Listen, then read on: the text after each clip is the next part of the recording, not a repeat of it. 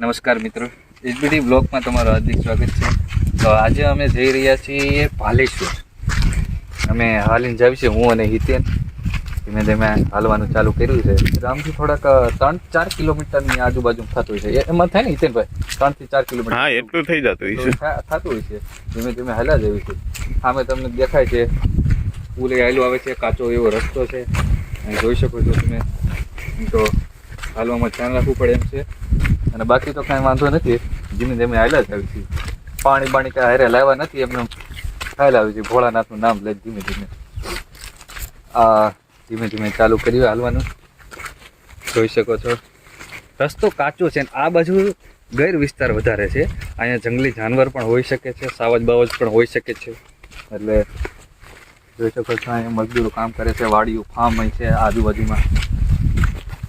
ચોમાસામાં ગયા પછી અહીં બધું સુકાઈ ગયું છે, લીલું વાતાવરણ જેવું કંઈ છે નહીં. હવે આમ તો જોવો તમે આ બાજુ જોઈ શકો છો. જો તમે સામે મિત્રો લખેલું આવે છે કે ભાલેશ્વર જવા તરફનો રસ્તો, ભાલેશ્વર મંદિર. ત્યાં તમે જોઈ શકો છો. આગળ તમને અહીંયા બતાવી, એટલે આપણે આ બાજુ જવાનું છે. એટલે અહીંયા જઈશું આપણે. હિતેનભાઈ તમને અહીંયા બતાવ્યું છે.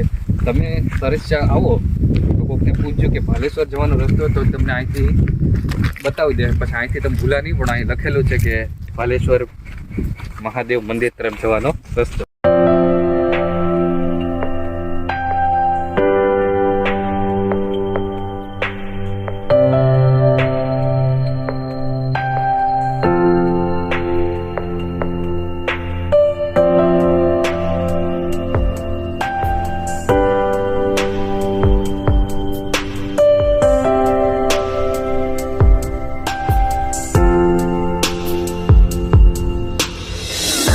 પૂગી ગયા છે.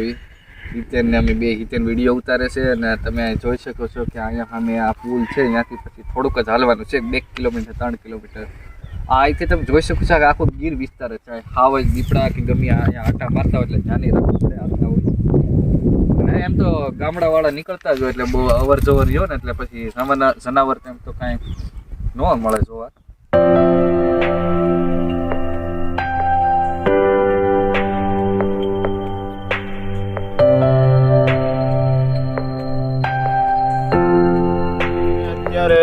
ચાલતા ચાલતા ભાલેશ્વર જાવી છે અને અત્યારે ગોરડિયા બ્રિજે પૂગ્યા છે.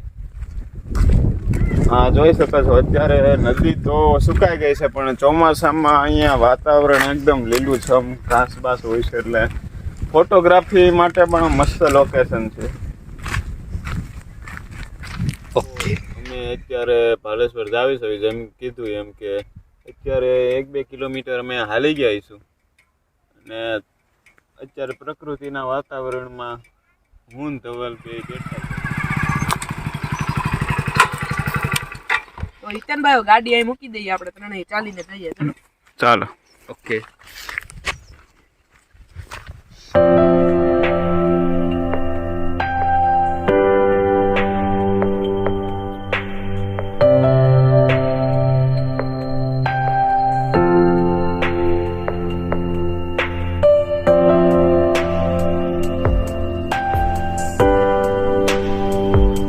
નમસ્કાર મિત્રો, અમે ધીમે ધીમે હાલીને અહીંયા પહોંચી ગયા છે. તમે જોઈ શકો છો કે આ ગોરડિયા ડેમને અમે અહીંયા પહોંચી ગયા છે.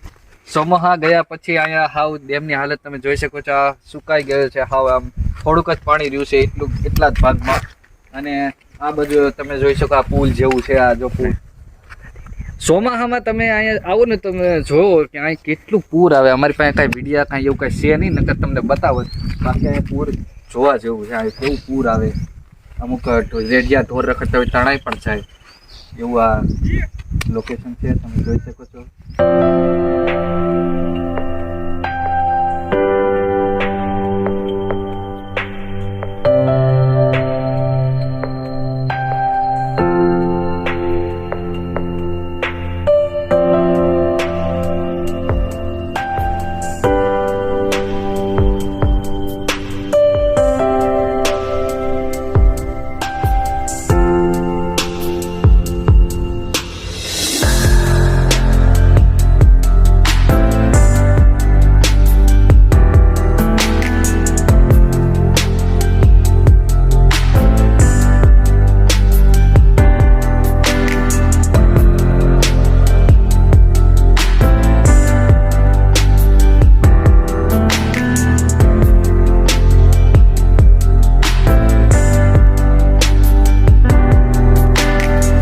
તમે જોઈ શકો છો તો અમે ધીમે ધીમે હાલતા હતા પાલેશ્વરના થોડાક નજદીક પહોંચી ગયા છે. અહીંથી 1.5 કિલોમીટર જેવું કહીશે.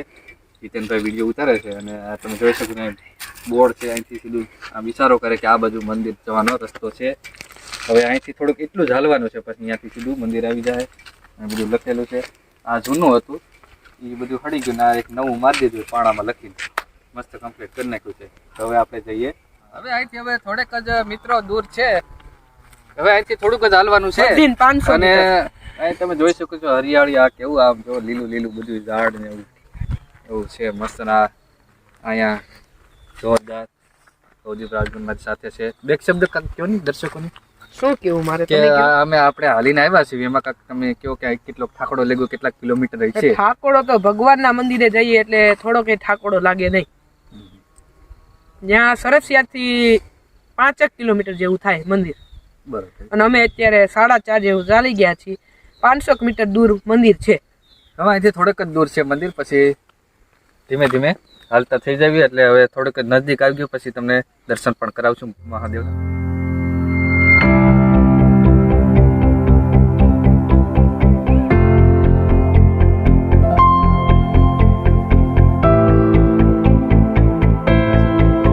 અત્યારે બસ જસ્ટ ભાલેશ્વર હમણાં પૂગી જશું એટલે થોડાક 500 મીટર જેવું રહ્યું છે. તો હવે આપ જોઈ શકો છો અહીંયા એક નદી ટાઈપ એટલે વોકડા જેવું છે. એમાં અત્યારે તો પાણી તો એવું કંઈ નથી, પણ ચોમાસામાં અહીંયા પાણી પણ ધોધમાર ચાલતું હોય છે. એટલે અહીંયા તમે જોઈ શકો આની ઉપરથી પાણી ચોમાસામાં. ચેનલ HBD વ્લોગને લાઈક, શેર અને સબસ્ક્રાઇબ કરો. અને અત્યારે અમે ભાલેશ્વર પૂગવા આવ્યા છે. હવે 500 મીટર નહીં પણ 300-200 મીટર જેવું હવે રહ્યું છે મંદિર. તો ત્યાં જઈને તમને મહાદેવના દર્શન કરાવશું અને ત્યાંનો અદ્ભુત નજારો તમને